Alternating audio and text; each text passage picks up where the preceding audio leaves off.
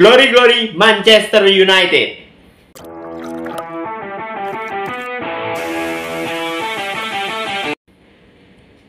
Liga Inggris akan segera berakhir 19 Mei 2024 nanti. Dan Manchester United masih menyisakan 2 laga.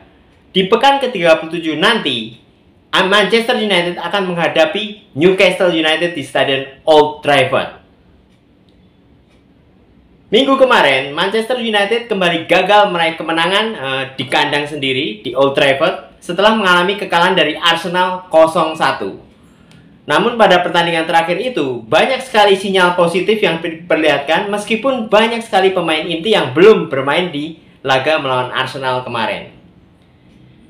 Nah, sebelum saya membahas mengenai prediksi line up dan prediksi skor untuk melawan Newcastle United besok Kamis, tanggal 16 Mei pukul 02.00, saya akan sedikit mereview kenapa banyak sekali rumor Erik ten Hag akan diganti oleh pelatih lain, oleh Sir Jim Ratcliffe. Tapi saya sendiri tidak setuju dengan rumor tersebut. Ada beberapa alasan yang menggarisbawahi kenapa saya masih mendukung Ten Hag untuk melatih MU di musim 2024-2025 nanti. Yang pertama, faktor cedera pemain yang luar biasa sekali, dan itu terkonsentrasi di lini belakang cederanya. Luke Shaw, Tyrell Malacia itu pilar di bek kiri dari Manchester United di bawah Erik ten Hag. Kemudian bek tengah Lisandro Martinez cedera panjang. Bahkan kalau kita hitung hanya 3 pertandingan di musim ini di mana MU berhasil lawan tim dengan beranggotakan full team, secara full team. Dan itu di akhir bulan Januari kemarin sampai awal Februari. Dan di 3 laga tersebut Manchester United berhasil mencatat 11 gol. Artinya apa? Faktor konsistensi atau faktor pemain, cedera pemain itu pengaruhnya besar sekali untuk konsistensi permainan dari sebuah klub, di mana Manchester United mengalami ketidakberuntungan di sisi faktor cedera ini. Itu alasan pertama. Kemudian alasan kedua, musim lalu di mana menjadi musim pertamanya Erik ten Hag berhasil mempersembahkan Piala Liga Inggris atau Carabao Cup. Nah, itu bukti bahwa Ten Hag berhasil memecahkan puasa atau memutus puasa gelar dari Manchester United selama 6 tahun berturut-turut, 6 musim berturut-turut dengan menghadirkan Piala Carabao Cup. Kemudian secara berturut-turut Erik ten Hag membawa MU maju ke final Piala FA. Nah, itu juga sebuah pencapaian yang tidak bisa diabaikan. Itu alasan kedua. Nah, alasan ketiga adalah kalau mau diganti, penggantinya siapa? Karena pelatih yang tersedia saat ini sangat terbatas, yang artinya sedang tidak menangani klub lain. Graham Potter belum tentu dia lebih bagus dari Erik ten Hag. Kemudian rumor yang beredar sangat kuat Thomas Tuchel yang akan menggantikan setelah dia memutuskan untuk tidak melatih Bayern Munchen lagi. Tapi apakah Thomas Tuchel sesuai dengan karakter Manchester United? Apakah dia lebih baik dari Erik ten Hag? Belum tentu. Kemudian ada juga rumor bahwa pelatih tim nasional Inggris Gareth Southgate akan menggantikan Erik ten Hag. Nah, apakah Gareth Southgate cocok dengan style dari Manchester United?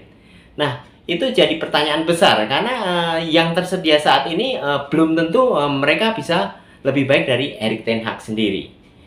Kemudian faktor berikutnya adalah struktur klub, di mana sekarang fokus dari Sir Jim Ratcliffe adalah memperbaiki proses rekrutmen dan struktur dari tim rekrutmen itu sendiri, di mana CEO-nya baru, direktur tekniknya baru, kemudian direktur olahraga. Sir Jim sampai saat ini masih berusaha untuk merekrut orang terbaik di posisi itu, yaitu Dan Ashworth. Tapi masih prosesnya masih belum selesai, artinya masih itu.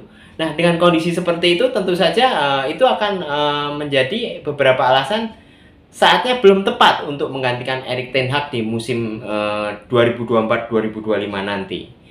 Saya lebih setuju kalau Erik ten Hag dipertahankan satu musim untuk dievaluasi apakah benar-benar Erik ten Hag bisa untuk membawa MU menjadi pesaing gelar di Liga Inggris ini.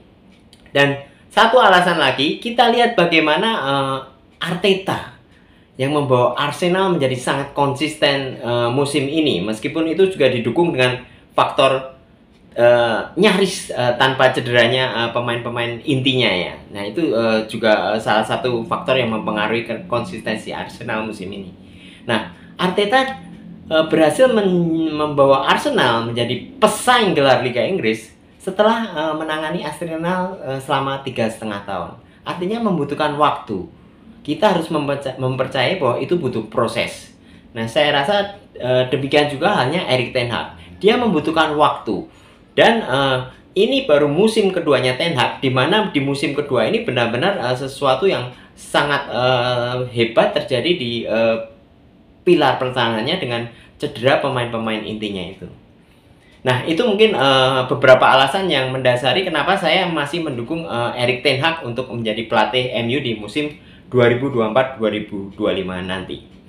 Nah oke, sekarang kita kembali ke prediksi line up untuk pertandingan Manchester United melawan Newcastle United besok Kamis 16 Mei pukul 02.00.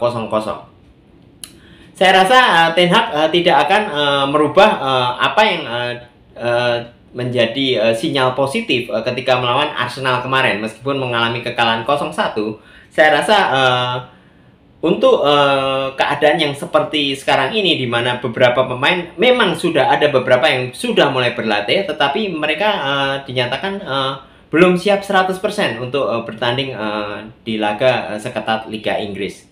Nah, saya rasa untuk pertandingan besok melawan Newcastle United, posisi penjaga gawang, kiper, akan tetap ditempati oleh Andre Onana.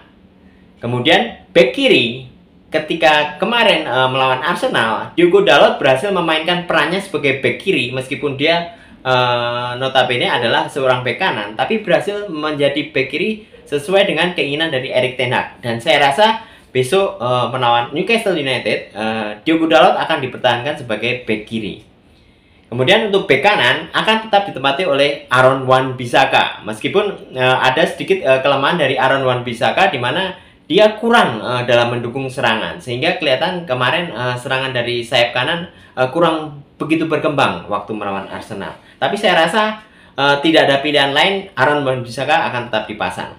Kemudian kelihatannya Erik ten Hag akan tetap mempertahankan Casemiro sebagai bek tengah, karena prediksi saya di waktu melawan Arsenal kemarin, saya kira Casemiro akan digeser menjadi gelandang bertahan kembali sesuai dengan kapabilitasnya sebagai gelandang bertahan. Tapi ternyata kelihatannya Erik ten Hag tidak akan membuat perubahan yang begitu drastis, mengingat Lisandro Martinez masih dalam proses pemulihan dan belum siap 100% untuk menjadi starter. Saya rasa Casemiro akan tetap menempati sebagai bek tengah di bagian kanan. Kemudian bek tengah bagian kiri, saya rasa tetap Jonny Evans akan menempati posisi tersebut, di mana di bangku cadangan masih ada pemain muda yang baru sembuh dari cedera juga, Willy Kambuala. Jadi Willy Kambuala bisa menjadi cadangan ketika melawan Arsenal kemarin, dia masuk di 15 menit terakhir menggantikan Jonny Evans. Dan kemudian Casemiro digeser ke kiri, Willy Kambuala menjadi bek tengah kanan. Nah, saya rasa untuk kuartet pertahanan 4 bek dan kiper tidak akan berubah seperti pada waktu melawan Arsenal kemarin. Nah, sedangkan untuk lini tengah, saya rasa Sofyan Amrabat itu menjadi sebuah sinyal positif di pertandingan lawan Arsenal kemarin. Dan saya rasa dengan kehadiran Sofyan Amrabat, lini belakang Manchester United lebih terjaga dibandingkan dengan Christian Eriksen di posisi itu. Jadi saya rasa untuk pertandingan melawan Newcastle besok, Sofyan Amrabat akan menempati sebagai gelandang bertahan. Sedangkan untuk di depannya, Kobbie Mainoo akan tetap mempertahankan posisinya. Kemudian di gelandang tengah, saya rasa Scott McTominay akan tetap dipertahankan dan dia akan kembali menjadi kapten dari Manchester United pada waktu melawan Newcastle United besok malam, besok dini hari, Kamis dini hari. Nah, kemudian untuk trio penyerang, saya rasa Alejandro Garnacho akan tetap menempati posisi sayap kiri. Kemudian di sayap kanan dengan cederanya Amad Diallo akan digantikan oleh Anthony. Dengan Anthony menggeser Amad Diallo, meskipun Amad Diallo kemarin sangat cemerlang ya. Sayang di sekitar menit ke-75 Amad Diallo mengalami cedera dan belum begitu tahu bagaimana cederanya, apakah parah atau tidak. Tapi saya rasa ketika Amad Diallo mengalami cedera, saya yakin besok Anthony akan menggantikannya. Kemudian untuk striker, Rasmus Højlund akan tetap menjadi pilihan utama dari Erik ten Hag untuk melawan Newcastle United besok. Dengan demikian, dari pertandingan melawan Arsenal kemarin hanya ada satu perubahan, yaitu Anthony menggantikan Amad Diallo untuk pertandingan besok Kamis 16 Mei 02.00 di Stadion Old Trafford melawan Newcastle United. Nah, itu kurang lebih prediksi line up yang akan diturunkan untuk melawan Newcastle United besok. Kemudian untuk prediksi skornya, saya yakin MU akan kembali ke jalur kemenangan dengan mengalahkan Newcastle United 1-0. Jadi prediksi saya untuk pertandingan Manchester United melawan Newcastle United, Manchester United akan mengungguli menang 1-0 melawan Newcastle United di Stadion Old Trafford 16 Mei hari Kamis pukul 02.00. Nah, mungkin itu saja prediksi line up dan prediksi skor untuk pertandingan melawan Newcastle United besok. Attacks win you games, but defense win you title. Glory glory Manchester United.